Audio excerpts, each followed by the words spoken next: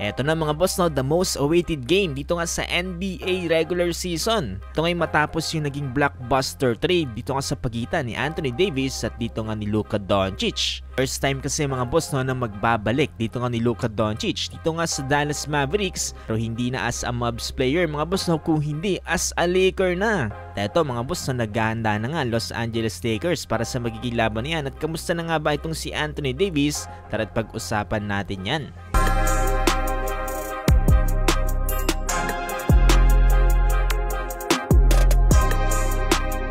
Ito na nga mga boss ang pinakahinihintay nating laban, Dallas Mavericks kontra nga dito sa Los Angeles Lakers. Ayon nga dito kay PJ Washington, he already knows na nga daw what type of game na pwedeng gawin dito ni Luka Doncic dito nga sa magiging laban na to. Expect niya nga daw na itong si Luka Doncic ay ibibigay nga daw ang kanyang A-game, knowing nga daw itong si Luka Doncic as a player at yung kanyang mentality that brings to the game. Ipa dito ni PJ Washington, alam niya daw na talagang magiging ready na itong si Luka Doncic as soon nga daw na magtapat itong kanilang koponan.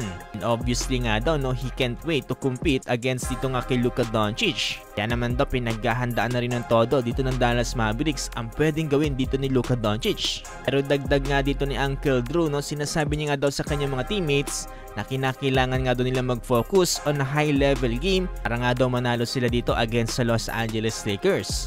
Ayon dito sa report, mukhang si PJ Washington ang isa sa mga naka-assign para magbantay nga dito kay Luka Doncic. Sabi nga dito, no, it's a task probably perform a time or two in a practice yung nasa Dallas Mavericks pa itong si Luka Doncic.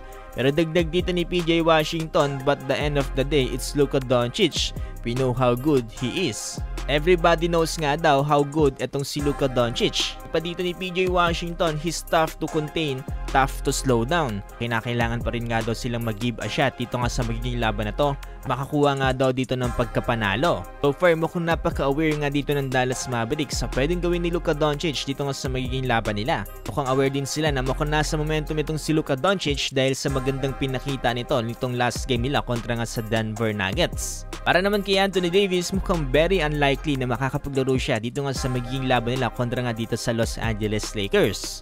Dahil ayon nga dito sa report, mukhang hindi pa makakapaglaro etong si Anthony Davis at least 7 more games na tuluyang makarecover dito nga sa kanyang injury. Pero nakikita naman natin na nasa recovering stage na etong si Anthony Davis, tapos nga siyang magkaroon ng light game pre-workout dito nga sa naging laban nila kontra nga sa Golden State Warriors. Nakakalungkot mga boss na may magiging tribute video dito ng Los Angeles Lakers para dito kay Anthony Davis. Well as kay Luka Doncic mga boss, no, syempre nakakalungkot yan para sa kanilang dalawa. Pero yun talaga mga boss, no, bilog talaga ang bola, no. Halina't silipin natin ang ilan sa mga practice dito nga ng Los Angeles Lakers.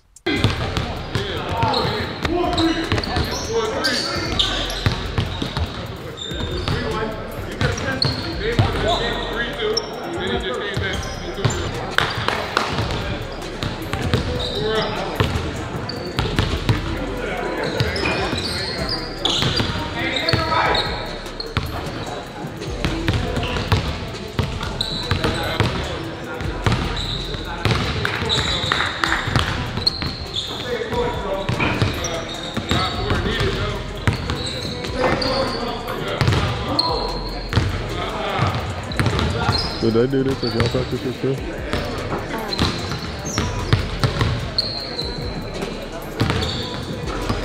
They did it.